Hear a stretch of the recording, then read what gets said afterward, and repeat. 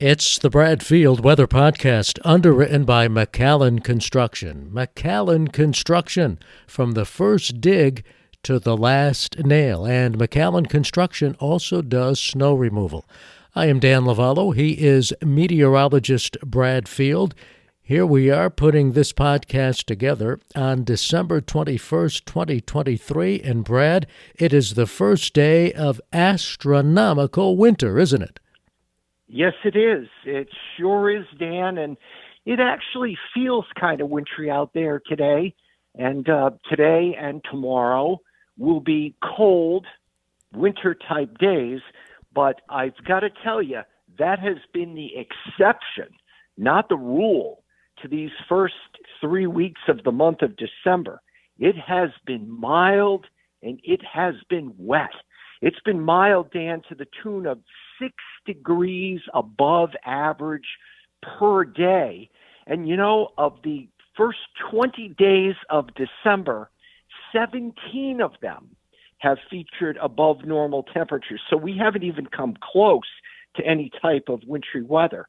We've had 2 major rainstorms. And again, the data I quote, Dan, is from Bradley International Airport. But on December 10th and 11th, we had 2.19 inches of rain at Bradley. And on December 17th and 18th, 3.07 inches of rain at Bradley. The rivers remain swollen, and they are above flood stage still in many locations across the state. Today, it's kind of wintry out there, Dan. The normal high temperature for this December 21st, first day of winter, is 39, and the normal low temperature is 23. I'm predicting one of those rare, cooler than average temperatures today. I think highs will be in the 30s today and in the teens overnight tonight, so it's going to be pretty cold out there tonight. Well, when I walked the dog this morning, I had my heavier sweatshirt and sweatpants on, so you knew there was a bit of a change in the temperature. Yeah. I mean, we're New Englanders, Dan. Sweatpants and sweatshirts cut it until it gets down into the teens. Then I think we need to get the winter coat on and the winter hat and the gloves and so forth. But my wife is always yelling at me. I'll go out at night and it'll be in the 30s or something. She goes, "Where's your coat?" I go, "I don't need a coat. I'm just going to the car." I'll be in the car and then I'll have to walk into the store like 15 steps. I don't need a heavy coat. But I guess when it gets down into the teens, she's right. Well, with your climatology report and this the beginning of winter, that leads us to the big question. What are the odds, Brad, of a white Christmas? All right, I'm going out on a limb here, Dan. I'm giving the odds 0%. Wow. Now, I've got a caveat to that. There might be a little coating of snow coming in on Saturday night. So on Christmas Eve day morning, you could wake up and there could be some evidence that it snowed last night. But the snow would be in association with a warm front. So if we do get any snow overnight on Saturday night into Christmas Eve day morning, which would be Sunday morning, it's associated with a warm front. So even if we get that coating, it's going to melt because temperatures both on Christmas Eve day and on Christmas itself will be up into the 40s. Well, that's the perfect segue for our On the Weather Map segment. What's leading to all of this? What's on the weather map? Well, what we were seeing today, Dan, is high pressure up across Quebec province of Canada. So the clockwise circulation around it is bringing a chilly northerly flow into New England. Temperatures today for highs will be in the 30s. Now on Friday, tomorrow, December 22nd, that high pressure area will be north of New England. It's still going to be cold. Temperatures in the teens in the morning, rising to the 30s in the afternoon. Saturday, the high is going to be abreast of Boston, but out in the Atlantic. So we're going to be on the backside of the high. We're going to see a southeast flow coming in off the ocean. So we'll see increasing clouds, somewhat milder. temperature between 38 and 44 on Saturday. But that continuing moist flow off the Atlantic could produce a coating of snow in some towns on Saturday night with a temperature around 32 degrees. So, you're not thinking about winter at all and so forth, but I know there will be a lot of holiday parties this weekend and so forth. And if you go out on Saturday night and all of a sudden you come outside from your party or whatever and it's snowing a little bit, you can say, hey, Brad and Dan told me that this was going to happen. The overnight low temperature Saturday night looks to be about 32. So even if it does snow, I don't think the roadways will have much in the way of any problems. For Christmas Eve day, low clouds will be trapped. I don't think much is going to happen. It'll just kind of be a mostly cloudy day. Temperatures moving up into the 40s. For Christmas Eve itself, if you're heading out to any midnight services, it'll be mostly cloudy. Temperatures falling through the 30s to about 32 degrees, but that is just plain mild for Christmas Eve. Christmas Day, some partial sun. Temperatures will be in the 40s. Tuesday's looking okay. I think we'll have high pressure still over New England, but we'll see increasing clouds because as we head into Tuesday night and Wednesday, a storm will be strung out from Ohio to interior North Carolina, and it'll be moving northeast right toward us. Again, the storm is going to track too close to us or to our west, Dan, and that combination means rain again, not snow. So that'll pretty much take us through the month of December with really no measurable snow at all. We've had a few little trace amounts here and there, and I know a few of the Northwest Hill towns have had a little bit of snow, but that's absolutely been it. We're going to get to Brad's much-anticipated winter forecast, the meat and potatoes of the forecast in just a bit, but we always like to give the weather for the football games involving the area NFL teams, and the Patriots are in Denver for week number 16. The Giants are in Philadelphia, and the Jets are in New Jersey hosting Washington. So that said, what does the football weather look like, Brad? All right, Dan, in chronological order, the first game is the Commanders at the Jets on Sunday, Christmas Eve day at 1 p.m. In the Meadowlands, it'll be mostly cloudy and temperatures in the 40s. So no problem for the players, no problems for the fans. Now, we're used to seeing some snow in Foxborough sometimes, but the Patriots are playing out in Denver on Sunday night at 8:15. And while it's mild here in Connecticut, I think there'll be some snow. It'll be mostly cloudy. There'll be snow in the area. I'm not thinking it's going to be a big storm, but it could be snowing during the game. Temperatures dropping through the 20s in Denver as the Patriots play on Christmas Eve. And then on Christmas Day, the Giants take on the Eagles. It will be partly cloudy, I'd say, around 4:30 when kickoff is in Philadelphia. And the temperatures, Dan, just plain spring-like, around 50 degrees. So good luck to the area teams this weekend. And Dan, if you could put on your sportscaster hat for just a moment, would you tell me about your Giants, and do they mathematically still have a shot at getting into the playoffs? No, mathematically they have been eliminated, so we will not be seeing any postseason football involving the Giants, the Jets, or for that matter, the Patriots. Yeah. Well, I'm, as a Patriots fan, I'm not used to this. I don't like it either. So, my Patriots have been eliminated. It's going to be a green Christmas, but hey, as long as everybody's in a good mood and you do your best to boost up your family and friends, all will be well. Amen to that, brother. That's for sure. Well, Brad, the much ballyhooed Brad Field winter forecast, and we eagerly anticipate this each season. And on the first day of winter, and you're going to delve into this in more details on future podcasts, but kind of give us an overview on your winter forecast.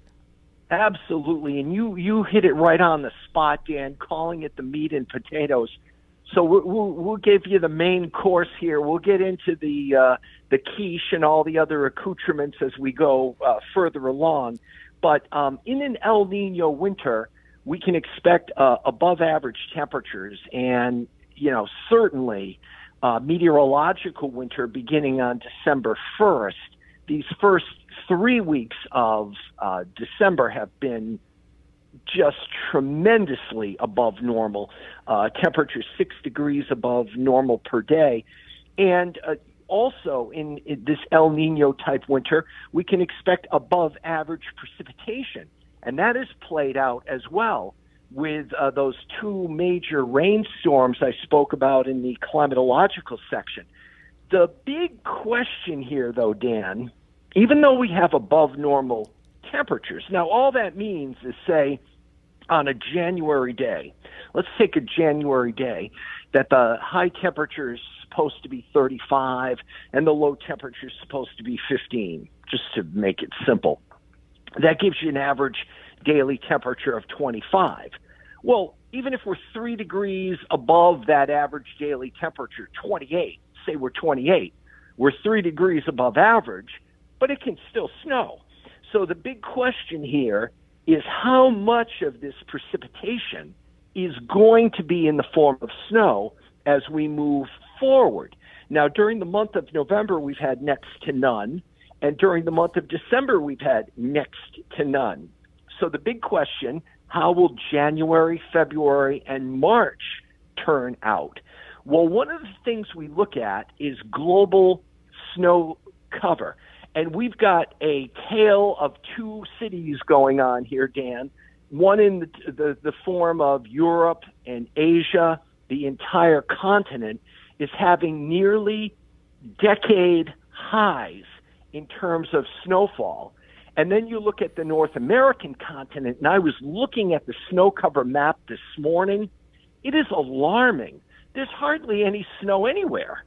It's just alarming, kind of. Even in northern New England, the rainstorms have washed away the snow that was up in the ski areas and so forth. So we look at the snow cover globally, and what we're seeing in Europe and Asia, decadal highs. In North America, we're seeing decadal lows. But what we are also seeing now is an amplifying jet stream. It's not a blocked jet stream. It's an amplifying jet stream. So what we're beginning to see here, Dan, is ridging through Western Canada. Now, what does that mean for us? Well, as the ridge pokes up more and more and more up through Western Canada toward the North Pole, it will capture some of the cold air that's building at the North Pole. Now, remember this time of year, the land of perpetual darkness, Alaska and points north there up to the Yukon, you've got perpetual darkness. So it keeps getting colder and colder and colder and colder. So that cold air breaks off with this ridge now and starts moving to the southeast and taking up residence in the Midwest and the northeastern United States. So I am looking for that to happen. So what does that mean? It means these days that we've had, the first 3 weeks of December, of being 6 degrees above average, may end up being, say, 5 degrees colder. So maybe we're only 1 or 2 degrees above average as we head into the very late days of December and we turn the calendar into January of 2024. So we're looking at that amplified upper flow, the ridging through Western Canada, starting to bring much colder air down toward the United States and specifically toward the Midwest and the Northeast. What also happens is when you get a storm track, we've got this storm coming at us, as I said, from Ohio and in inland North Carolina on Tuesday next week. It's coming at us. So I think we'll see the effects on Tuesday night and Wednesday, and it's going to rain. And I don't want people to say, these weathermen are wrong again, blah, blah, blah. He was talking about, changing of the pattern and everything. Well, it takes these storms going by. What this storm will do when it goes by is it will tug colder air down. So as the colder air starts coming down across Canada, you will start seeing more of a snowpack developing across Canada. And then you will see the storm track forced more to the southeast, more to the southeast, more to the southeast. And then finally, the storm track will be off the coast, and storms will start coming up the coast. So now we have an El Nino winter where we have a strong southern jet. We get a lot of moisture, too. These storms are juicy, as we've seen with these 2 December rainstorms. If we can get enough cold air and we can get that favorable storm track up the coast, we could start seeing some real good snow. And that looks to me as though it will happen later in January and through the month of February. And how do I just pull that out of my hat? No, you use analog years. And when you have this type of weather pattern, the El Nino pattern, the North Atlantic oscillation going into a blocking phase, when you have these things happening, what usually happens? We call those analog years.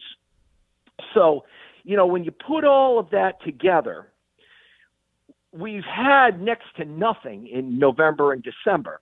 So even if we have above normal snow in January, February, and March, we'll probably only end up about average because we're running such a deficit already.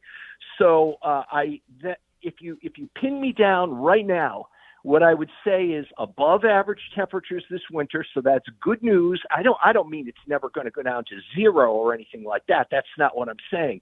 But if in a normal winter season we have 5 0-degree mornings, this winter we might have 2 or 3, something like that. I don't think it will be like we have 17 of them. So I'm looking for temperatures to average above average, so good for your propane bills, good for your oil bills and your electric bills type of thing.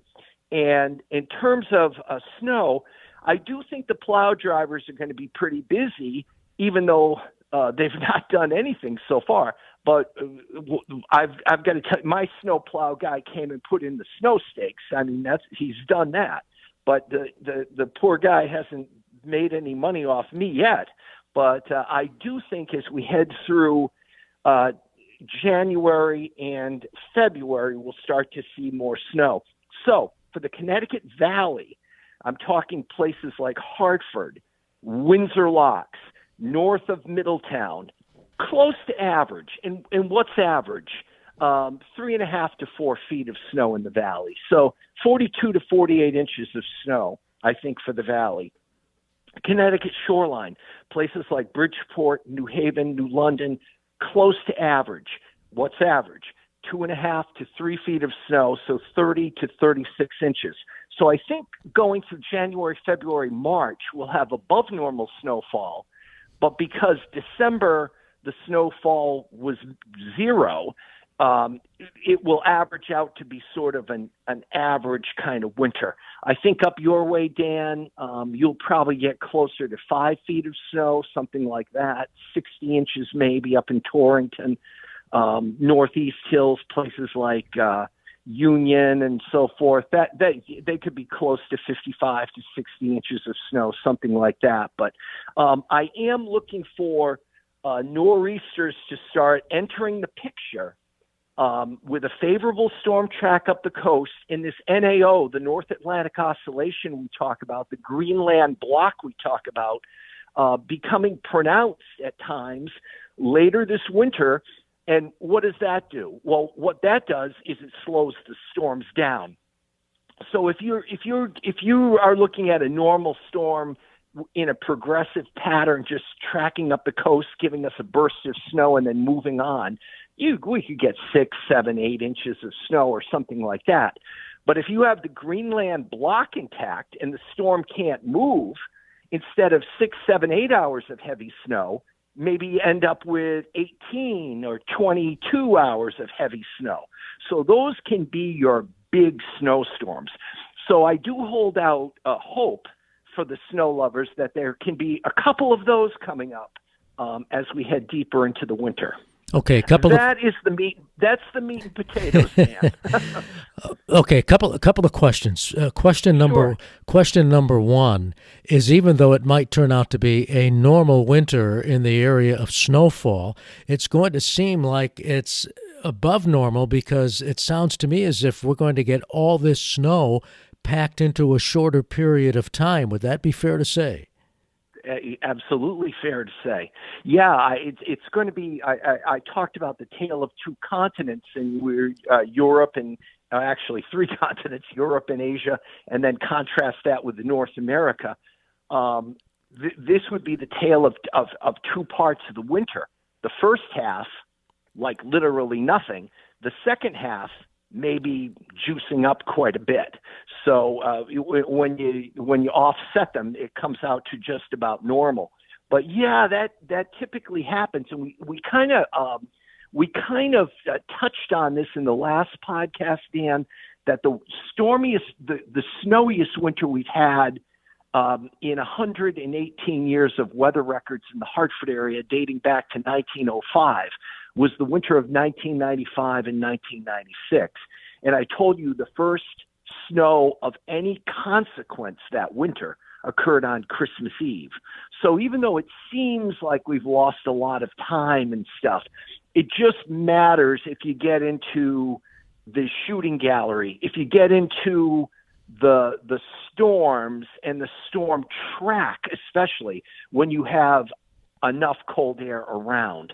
So if this storm track starts to establish itself in January and February, that's when we have the most cold air around, hence the predictions of above average snow. The other question is, because the temperatures are going to be hanging around or a bit above normal, even though we're getting these snowstorms, will it be a wet snow? Yeah, probably. Oh, probably, yes. And the other thing, too, about the above normal temperatures, Dan, if you're in a stormy pattern, you have a lot of cloud cover. And the cloud cover at night acts as an insulating blanket, not allowing the terrestrial radiation from the Earth to escape out into space. We call that, on clear nights and calm nights, we call that radiational cooling. And it can just keep getting colder and colder and colder, like what's happening up at the North Pole, where it's dark all the time this time of year. But when we have night times of darkness, and we have clear sky, and we have no wind, and say we have snow cover. I know we don't now, but snow cover enhances it because of the whiteness of the snow reflecting more sunlight during the day. So not as much sunlight is absorbed into the Earth's surfaces being buildings and blacktop and pavement and grass and everything. The more snow you have on, the less solar radiation is captured. More is reflected back out into space. So this whole combination of factors go into making these forecasts. Okay. Well, on that note, and again, we are putting this podcast together on the first day of astronomical winter, December 21st. Brad, what does our local forecast look like? Well, it's a beautiful day today, Dan, to do some, can't call it last minute yet, but I'm going out shopping right after we're done here. It looks like it's sunny and in the 30s today, Dan, and clear tonight and cold. And Brad Field may actually wear his winter coat tonight. I do have to go out tonight. Temperatures will be in the teens. Friday, it looks like it'll be a sunny day with temperatures in the 30s.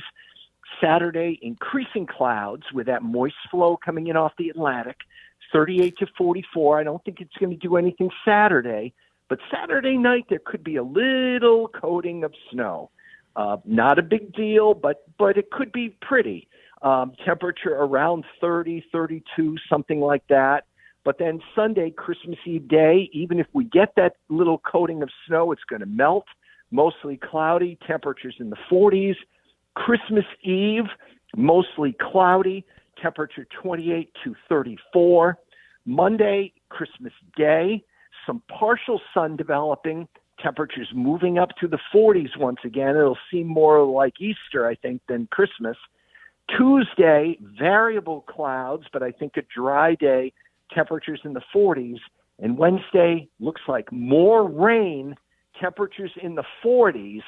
But dare I say that this rainstorm could give the cold air a tug and set us up for the next possible storm.